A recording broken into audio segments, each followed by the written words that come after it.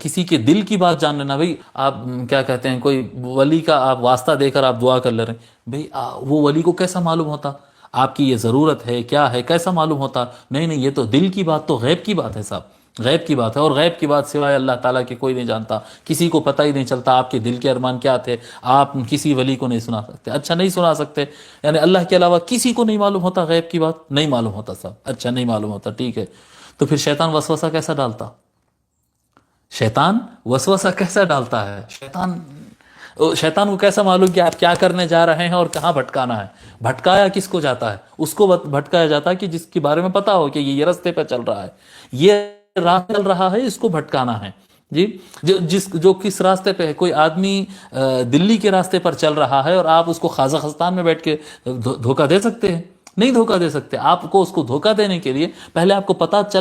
چلنا پڑے گا کہ وہ کہاں پر ہے، کیا ہے۔ جب انسان کسی نیک کام کا ارادہ کرتا ہے تو شیطان کو پتا چلتا ہے، تبھی تو وہ اس کے ارادے میں وسوسہ ڈالتا ہے اور اس کو بھٹکانے کی کوشش کرتا ہے۔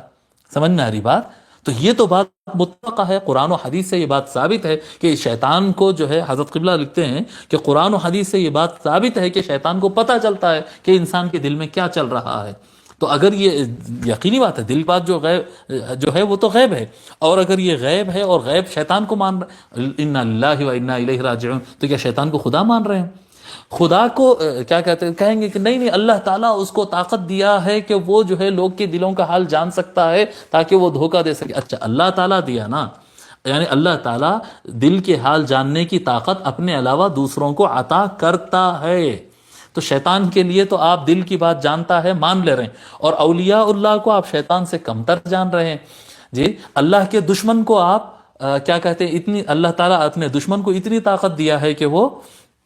دل کی بات جان سکتا ہے، اور اللہ تعالیٰ کے محبوب خاص بندے جن پر اللہ تعالیٰ کا خاص کرم ہے، ان کو اللہ تعالیٰ کچھ نہیں عطا کرتا ہے، وہ کسی چیز کو نہیں جانتے ہیں۔ تو یہ عجیب و غریب بات ہے۔ اگر ہم یہ سمجھتے ہیں کہ فلاں ولی اللہ پہ ہماری حالت منکشف ہے، فلاں ولی اللہ ہماری دل کی بات سنتے ہیں، سمجھتے ہیں جی، وہ ہماری مدد فرما سکتے ہیں، اگر ہمارا یہ ماننا ہے تو اس وجہ سے ماننا ہے کیونکہ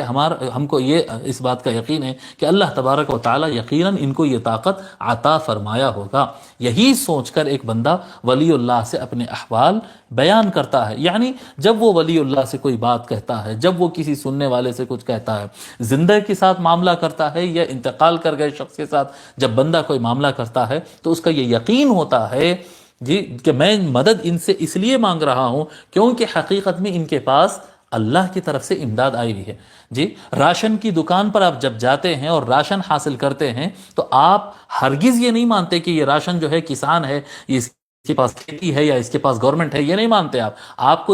اس لیے اس سے چاول یا گیہوں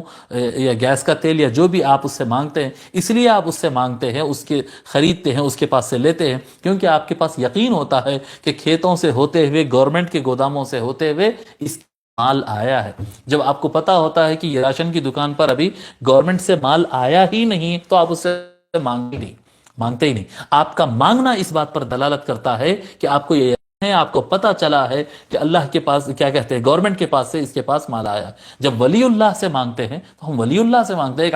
عام مسلمان سے کیوں نہیں مانگتے؟ ولی اللہ سے مانگتے ہیں اس وجہ سے کہ اولیاء بات کرنا، اولیاء اللہ کو سنانا، ارواح طیبہ کی طرف، استغاثہ کی طرف آگے بڑھنا ہے، یہ در حقیقت ایاک نستعین ہی ہے، اللہ تبارک و تعالیٰ سے ہی مدد مانگنا ہے جی۔ اللہ تعالیٰ کے علاوہ کوئی اور طاقت ان کو دینے والا نہیں ہے جی۔ ان سے مانگنا اللہ سے ہی مانگنا ہے بس، اور اس کی گنجائش قرآن و حدیث میں بہت زیادہ ہے۔ استعانت میں تجھ ہی سے مدد مانگتے ہیں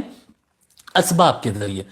عبادت راست ہے۔ اللہ تبارک و تعالیٰ نے یہ سسٹم رکھا ہے، اور اللہ تبارک و تعالیٰ نے اپنے نبی اکرم صلی اللہ علیہ وآلہ وسلم نے یہ عمل کر کے دکھا دیا ہے۔ نبی اکرم صلی اللہ علیہ وسلم عمل کر کے دکھا دیا، عبادت صرف اللہ سے ہوگی